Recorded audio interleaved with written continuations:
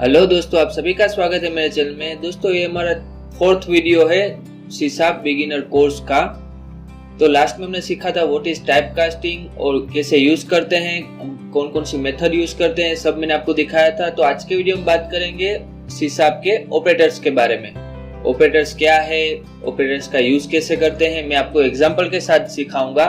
तो शुरू से आखिर तक वीडियो जरूर देखिए। चलिए स्टार्ट करते हैं। सबसे पहले हम समझ लेते हैं ऑपरेटर क्या है। तो यहाँ पे मैंने ऑलरेडी यहाँ पे मेंशन किया हुआ है सब, मैं आपको डिटेल में समझाता हूँ। सबसे पहले what is operators. Operators are used to perform operations on variables and value. Operators से हम ऑपरेशन कर सकते हैं, जैसे कि प्लस है, माइनस है, मल्टीप्लिकेशन है, डिवीजन है, वो ऑपरेटर है। जैसे मैंने आपको बताया था असाइनमेंट ऑपरेटर, इक्वल साइन, वैसे ही सब ऑपरेटर्स है। टोटल 6 ऑपरेटर्स है। तो आपको समझ में आ गया हो ऑपरेटर क्या है।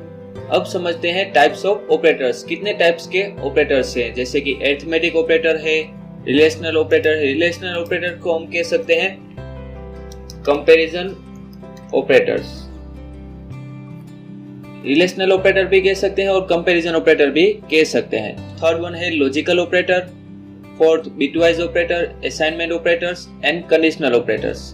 खास करके मेनली यूज होता है arithmetic operator, comparison operator, logical operator and assignment operator. ये दोनों चीज ज्यादा यूज नहीं होती, बिटवाइज ऑपरेटर्स और कंडीशनल ऑपरेटर्स। तो आज के वीडियो में बात करेंगे arithmetic operator, relational operator, logical operator, assignment operator, और मैं आपको ये समझा दूंगा बिटवाइज ऑपरेटर क्या है, कंडीशनल ऑपरेटर क्या है, और मैं आपको एग्जाम्पल भी दूंगा। तो अब हम समझते हैं सबसे पहले arithmetic operators. Arithmetic operators are used to perform common mathematical operation, जैसे कि मल्टीप्लिकेशन है, डिवीजन है, एडिशन है, module, return, increment and decrement. आप देख रहे हैं ये ऑपरेटर है प्लस ऑपरेटर, ये minus operator, multiplication, division, modules, increment and decrement. ये दोनों ऑपरेटर खास करके जो हम फॉर लूप यूज करते हैं, व्हाइल लूप यूज करते हैं, उसमें यूज होते हैं, और ये हम मल्टीप्लिकेशन के लिए, डिवीजन के लिए यूज करते हैं। तो ये हमारा हुआ अरिथमेटिक ऑपरेटर। यहाँ पे एग्जाम्पल भी दिया हुआ है, आप ऐसे यूज करते हैं। For example x equal to 10 और y इक्वल टू 10, तो x प्लस y करते हैं तो क्या आना चाहिए 20। तो हम एग्जाम्पल भी ले लेते हैं। फॉर एग्जाम्पल हमने यहाँ पे लेबल ऑलरेडी अवेलेबल है, यहाँ पे मैं ले लेता हूँ ये लेबल का नाम है लेबल 2, और हम जाते हैं फॉर्म लोड पे। यहाँ पर हम ये जो पुराना था सब वो निकाल देते हैं।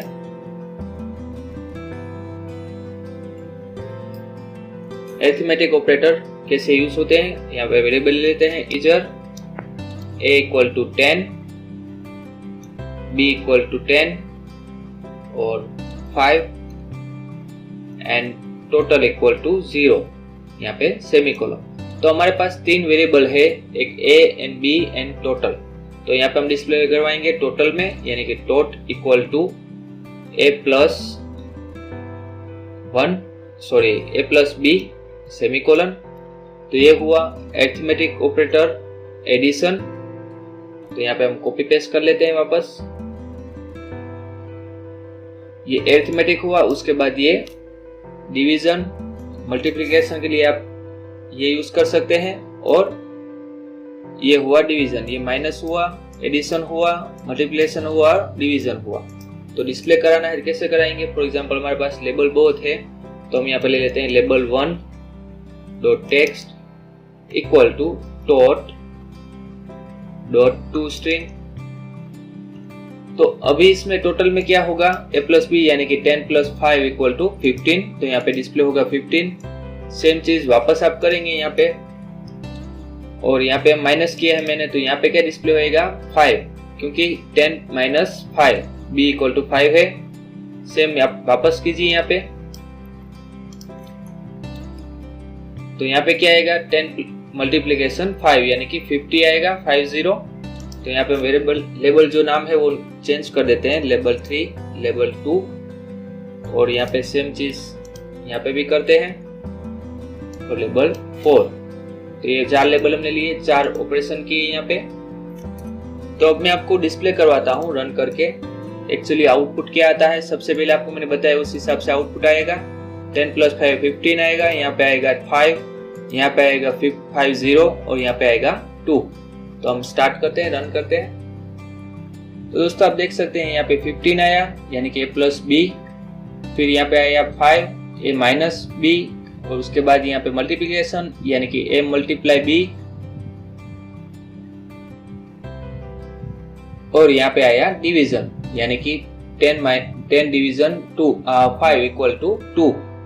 तो ये हुए अरिथमेटिक ऑपरेटर, मैंने आपको एग्जांपल के साथ समझाया। अब हम जाते हैं दूसरे ऑपरेटर के बारे में। तो दूसरा ऑपरेटर है असाइनमेंट ऑपरेटर, जो ऑलरेडी हमने यूज किया हुआ है, इक्वल साइन। ये भी आप यूज कर सकते हैं, प्लस इक्वल, माइनस इक्वल, यहाँ पे आपको एग्जांपल के साथ समझाया है। आप ऐसे यूज कर सकते हैं वेरिएबल लेके, या वेरिएबल के बगैर आप डायरेक्ट वैल्यूज डाल के भी यूज कर सकते हैं। तो ये सब असाइनमेंट ऑपरेटर है।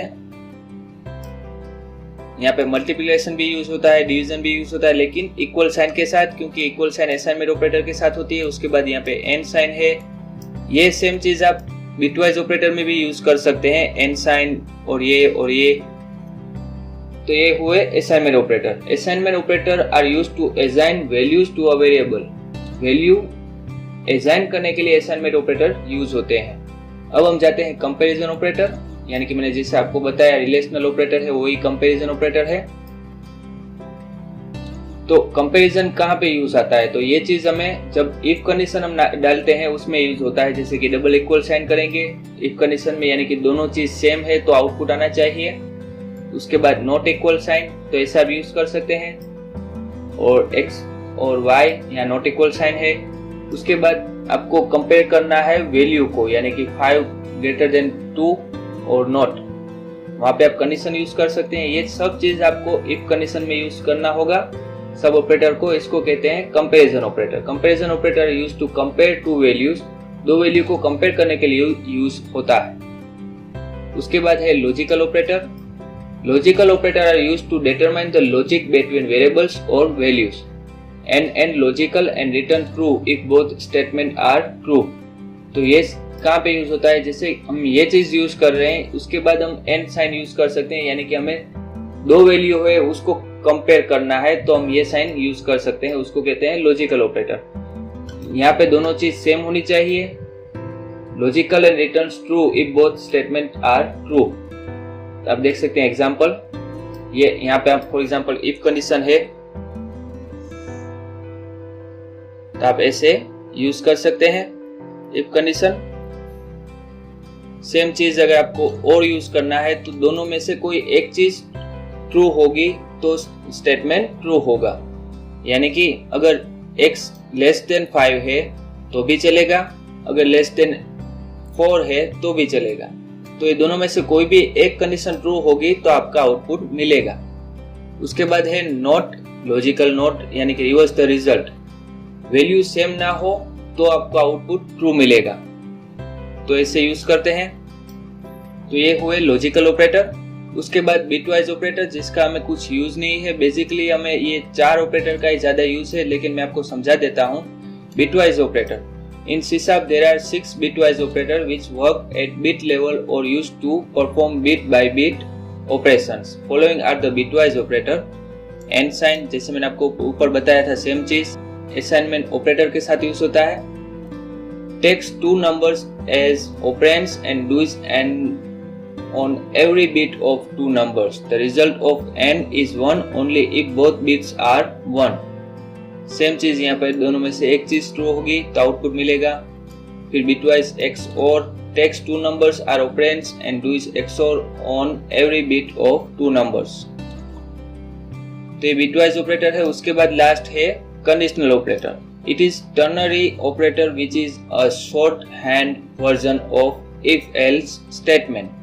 तो यहाँ पे आप एक लाइन में यूज करते हैं तो उसको हम कंडीशनल ऑपरेटर कहते हैं। जैसे आप if कंडीशन यूज करते हैं, सेम चीज।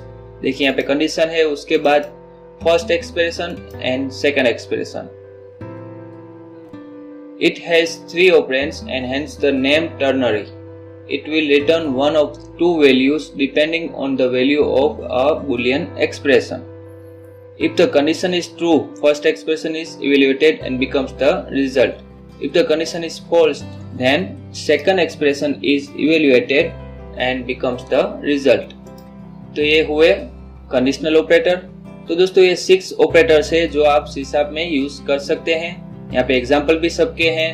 मैं आपको एक एक एग्जाम्पल रन करके नहीं दिखा रहा हूँ, यहाँ पे एग्जाम्पल दिए हुए हैं, आप अपनी तरफ से यूज कर सकते हैं। यही चीज आप इफ कंडीशन में यूज कर सकते हैं डायरेक्टली।